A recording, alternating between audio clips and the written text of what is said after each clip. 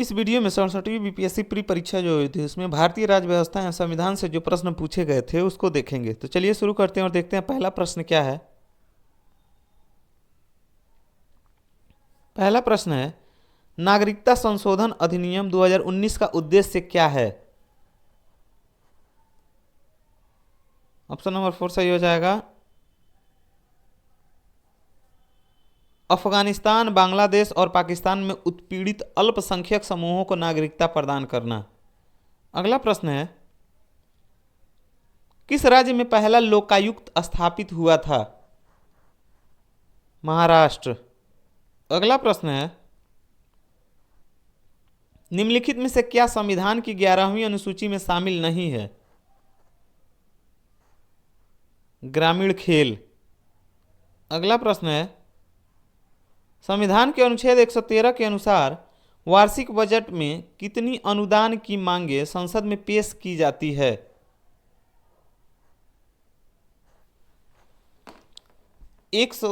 संविधान के अनुच्छेद 113 में यह अपेक्षा की गई है कि भारत की संचित निधि से धन की निकासी के लिए कोई प्रस्ताव या अनुदान की मांग के रूप में लोकसभा में प्रस्तुत किया जाना चाहिए।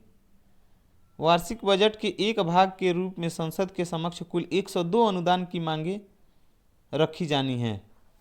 तो 102 ऑप्शन में है नहीं, तो इसीलिए ऑप्शन नंबर 5 सही हो जाएगा। अगला प्रश्न है, राज्य विधान परिषद के सदस्य निम्नलिखित में से किस श्रेणी से चुने जाते हैं?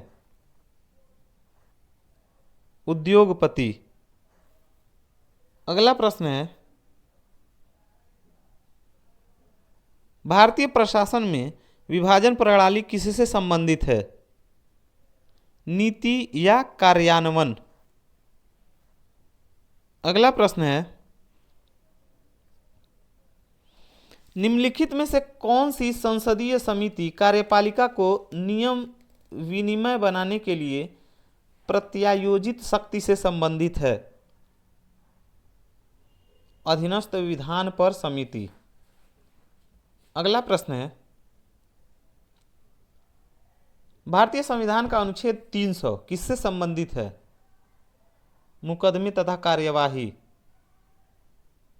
अगला प्रश्न है, भारत में न्यायिक प्रणाली किस पर आधारित है? उपयुक्त में से एक से अधिक ऑप्शन सही हो जाएगा। अगला प्रश्न है, इनमें से कौन 15वें वित्त आयोग का सदस्य नहीं है? सुदीप्तो मुंडले। अगला प्रश्न है, इनमें से कौन राष्ट्रीय विकास परिषद का हिस्सा नहीं है?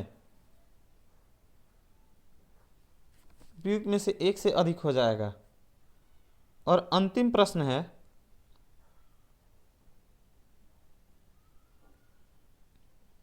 भारत के वित्त आयोग के संदर्भ में निम्नलिखित कथनों पर विचार करें। इसमें कथन जो 2 और 3 है वही सही है। संविधान के अनुच्छेद 280 के तहत वित्त आयोग स्थापित किया गया था। वित्त आयोग द्वारा की गई सिफारिशें प्रकृति में केवल सलाहकार हैं। इसी के साथ यह वीडियो समाप्त होता है। धन्यवाद।